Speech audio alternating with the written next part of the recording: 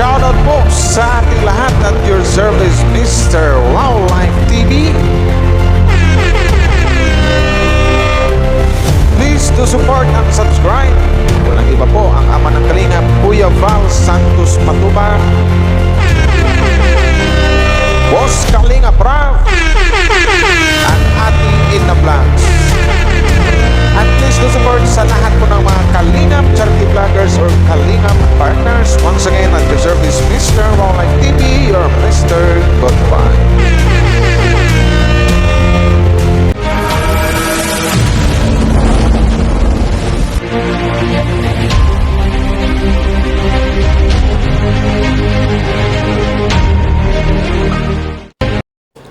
So guys, hello po sa inyo, shoutout no?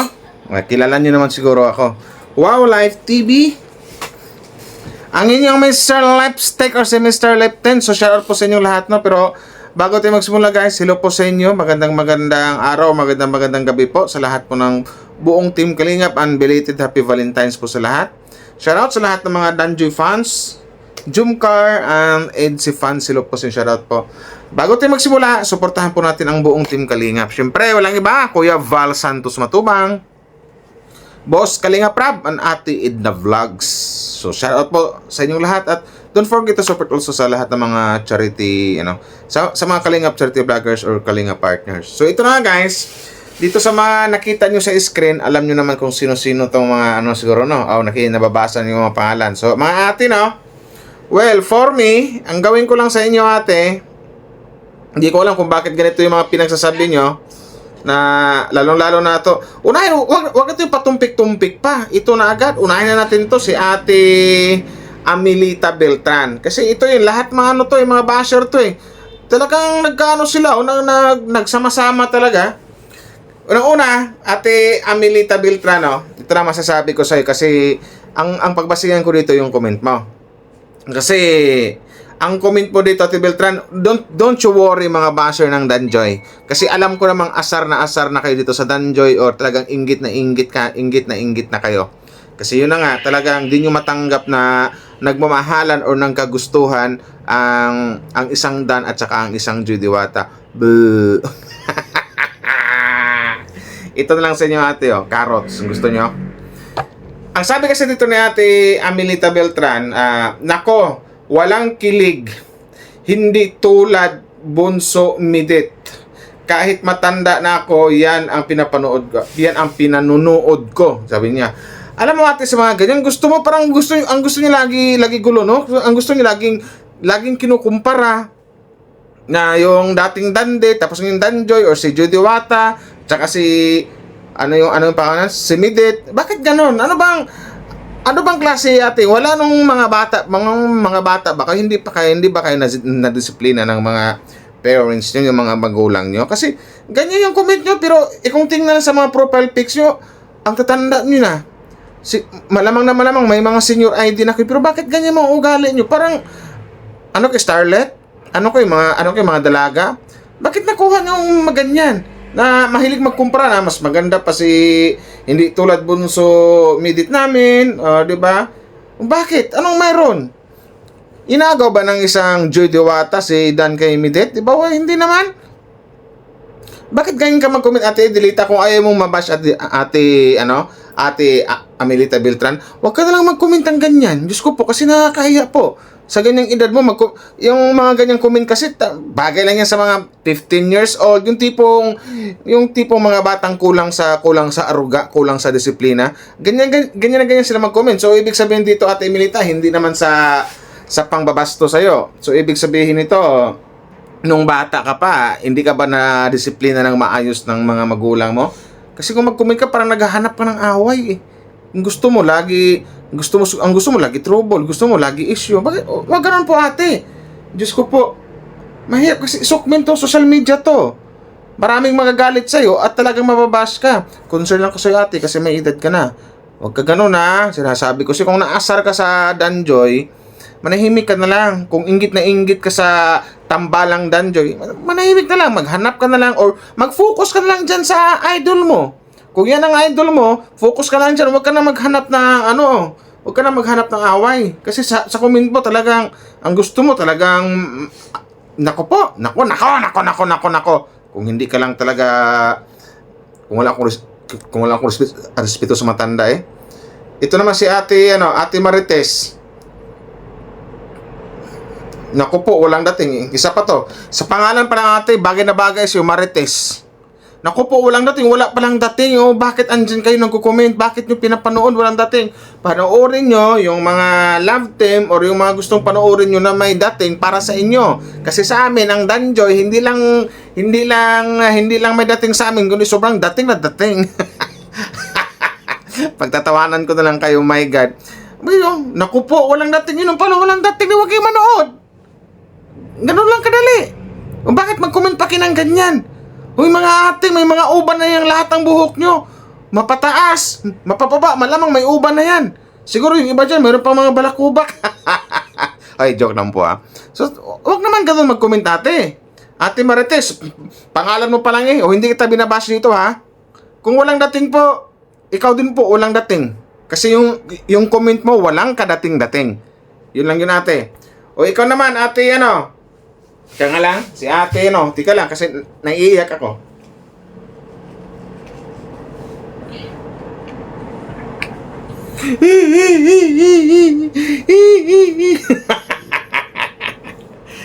Ikaw naman ate Mia. Diyos ko po, anong comment mo ate Mia dito? Ate Mia, ginamit mo lang si Mindit. Ginamit mo lang si Mindit Dan. Ikaw din Joy, pati si Kuya David. O inyo dalawa. Ano? Anong ginamit? Ginamit mo lang si Mindit Dan. Anong ginamit?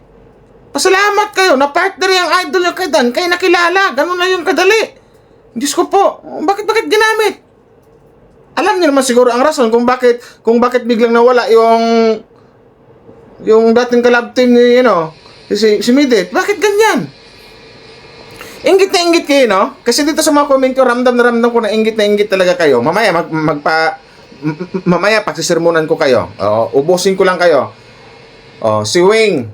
Ikaw naman, Wing. Wing Busi. Yaguno. Plastic. Gaya-gaya. Walang kilig kasi walang katotohanan. Bleh. Walang katotohanan. Kung makita mo lang yung mga upload pics nila yung nagsiswimming sila. ito yung mga tipong comment na hindi dapat seryosohin kahit may mga edad na yung mga nagko-comment, kahit may mga apo na, mayroon na mga sangkatutak na anak, pero yung pag-iisip talo pa sila sa kanilang mga anak. Yun, walang kilig, walang katotohanan. Paano mo nasabi yan? Ganyan, na walang katotohanan. Andun ka ba? Ikaw, umayos ka, Wing Bosel. Tingnan yung tsura mo. Kita mo.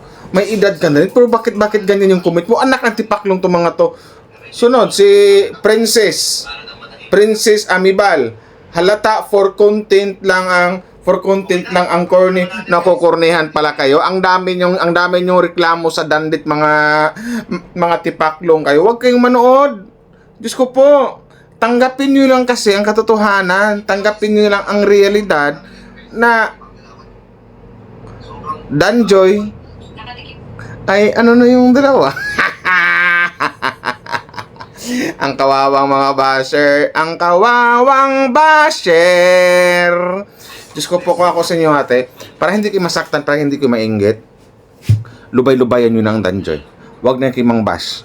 Kung hindi nyo kayang panoorin, mag-focus kayo dun sa mga idol nyo, doon sa dating kapartner ni Kalingap Dan. Doon na lang kayo mag-focus kasi alam ko meron din crap team yun. Hindi ko binabash Hindi ko binabash yung nyo. Kayo itong nangunguna. Hindi ko binabash. Kasi alam ko wala namang rason para mangbasa ibang tao, di ba? Pero kayo, kung kailan kayo tumanda, yung utak nyo paurong ng paurong.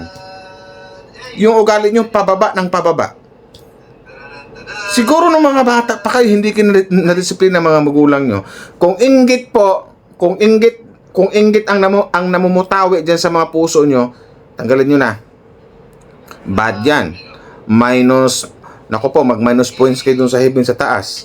Kayo talaga, hindi na kayo nag-iingat kung kailan takip silim na kayo, dapat hapon na, nakaganyan pa yung ugali nyo. Dapat po, sa mga ganyang edad nyo ate, mga manang, mga lola, mga nanay, nagsisimba na lang po kayo. Nangungumpisal, nanghihingi ng tawad sa mga kasalanan na mga pinagagawa nyo. Pero anong ginagawa nyo? Bagos manghihingi ng kasalanan, ginagawa nyo ng bash pa ng bash. Unang-una si Kalingap Dan, wala namang ginawa sa inyo.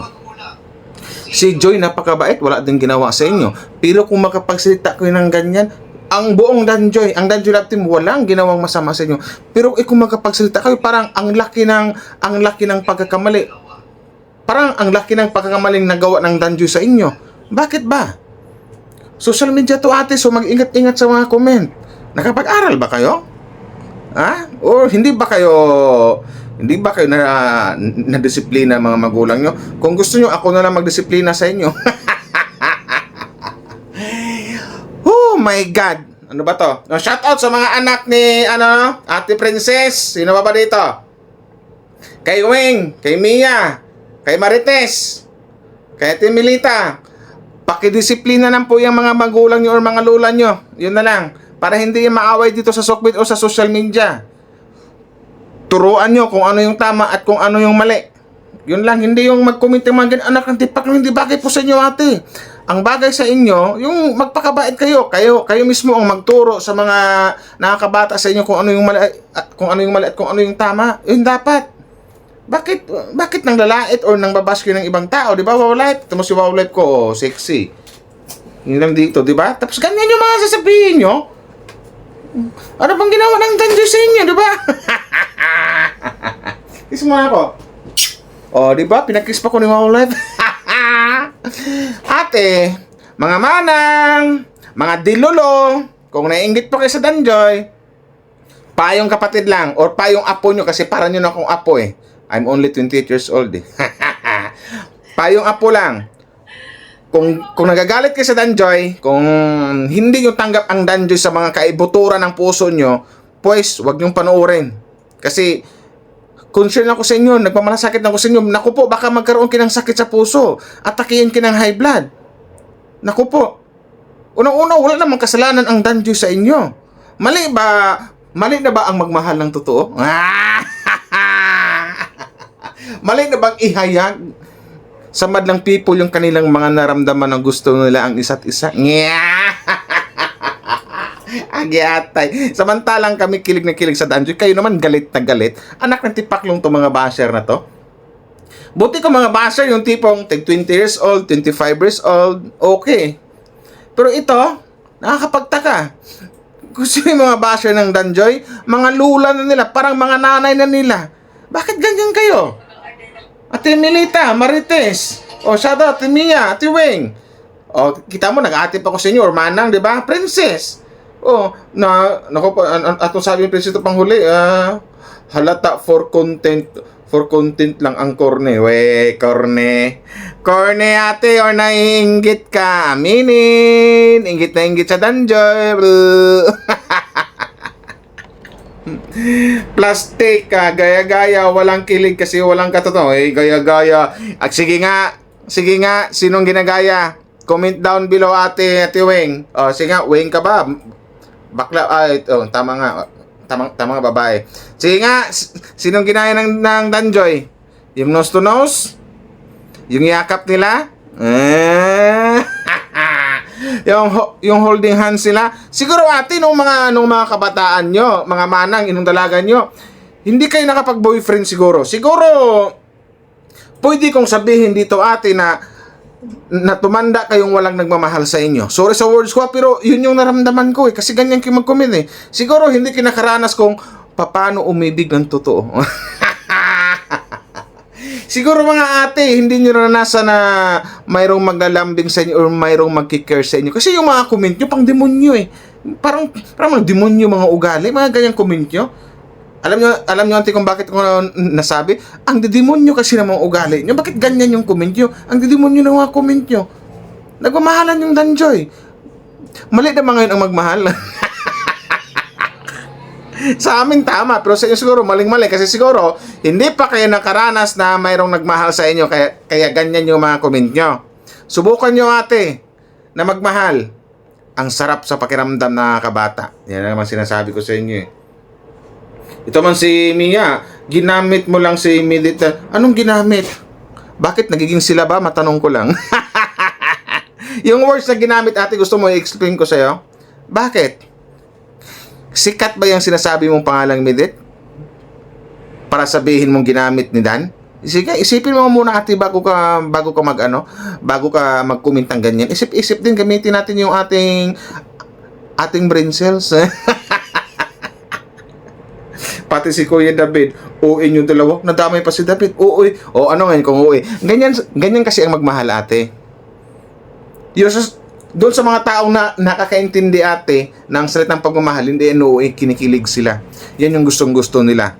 Ang mga taong makapagsabi nila ng uwi kayong dalawa, yun yung mga taong walang pagmamahal sa sarili, walang pagmamahal sa, or hindi pa nakaranas ng pagmamahal.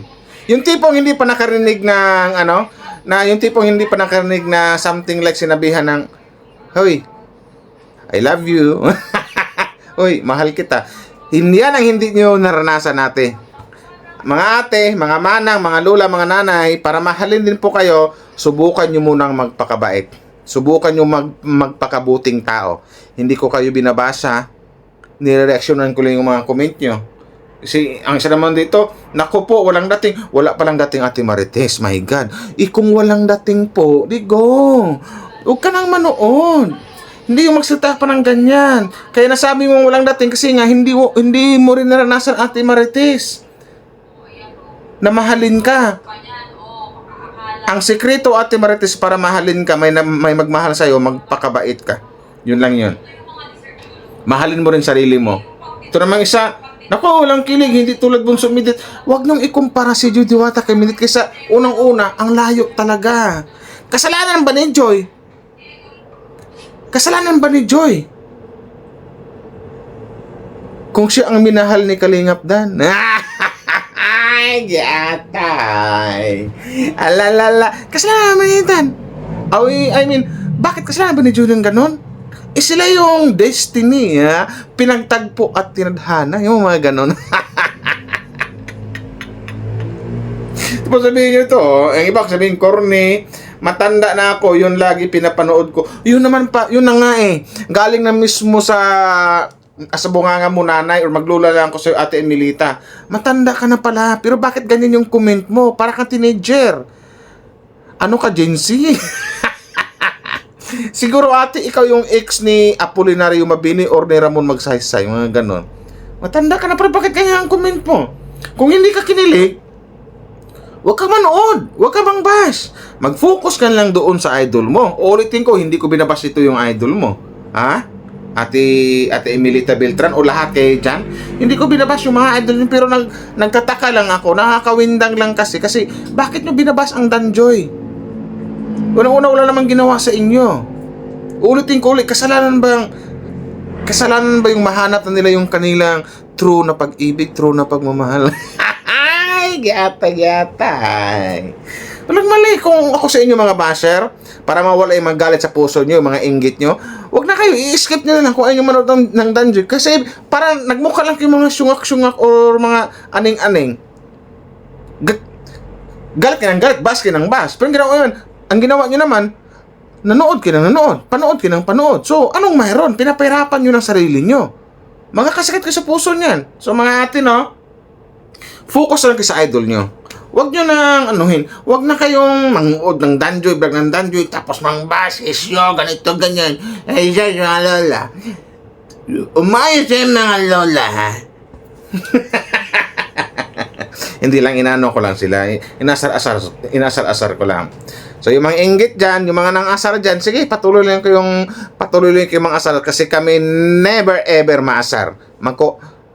At ano na lang pala, magpasalamat ako sa inyo kasi nagkaroon ko ng content nang dahil sa inyo. Alalala. La la la la la. La la la la la. La la la la la la la la la. Chudududududu. Danjoy walang aminan. Danjoy walang iwanan. Inggit sila.